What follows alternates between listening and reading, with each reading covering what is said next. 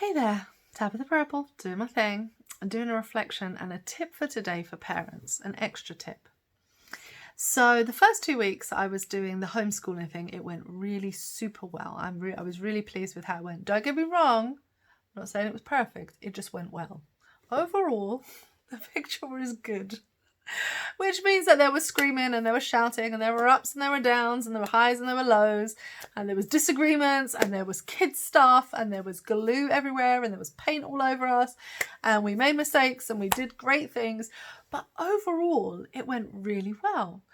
But I have a particular skill set that suits this kind of apocalyptic living. And I've been joking with some friends that I'm basically apocalyptic mummy. Like, we literally had food supplies with no problem. No problem. Close the doors, close everything, it's no problem. We have food, it's fine. We even feed the neighbours, it'll be okay. Like, trust me, we got you covered. In terms of art supplies and things that you can create and do and craft and make and learn new skills, I got you covered. You don't have to worry about that.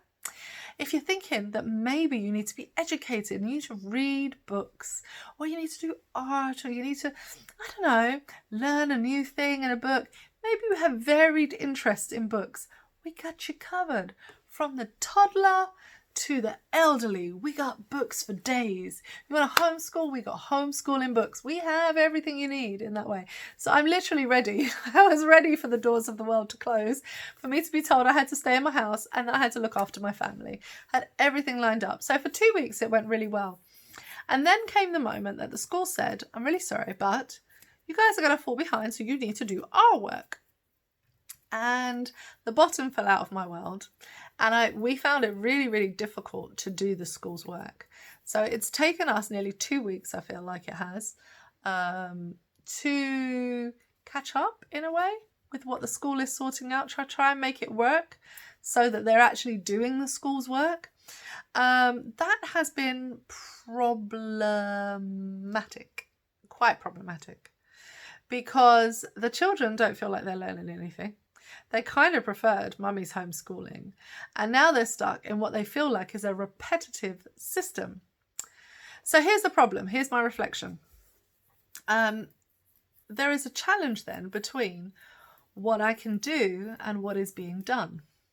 There's a really big difference.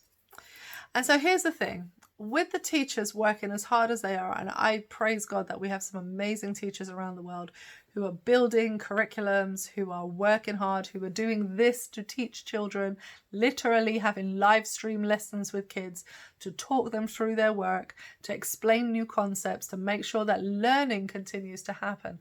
We applaud our teaching staff around the world. They are doing a phenomenal work, because actually most people, most families are not equipped for this. Most people do not have apocalyptic mummies who happen to be teachers, happen to be communicators and educators, happen to be activists, happen to have a house full of resources that is perfect for being locked in your house, happens to have children who prefer their house to anywhere else, and so therefore are perfectly happy to be locked in the house.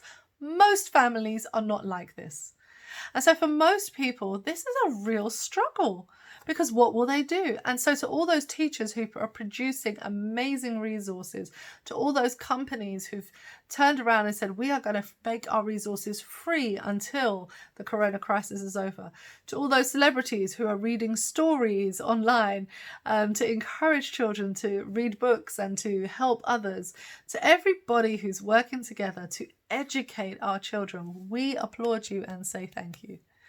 And to the minority of parents who are in my category, who can do all of this without the help of all of that, or without the help of your teacher, eat humble pie.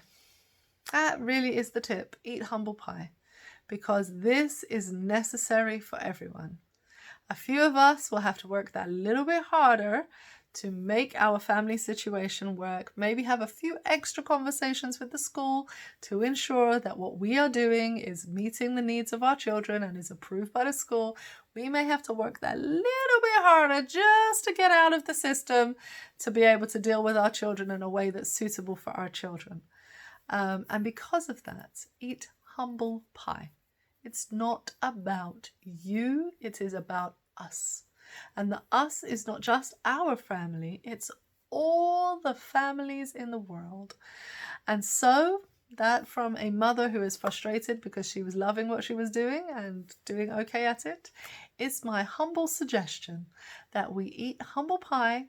We be thankful that there are people working hard to provide education for the millions of children around the world who are unable to go to school and whose parents do not have the resources and the qualifications necessary to be suddenly these magical teachers, and also the time, because of course a lot of parents are still working full-time while trying to full-time educate their children. That is almost impossible, but that is another video for another time.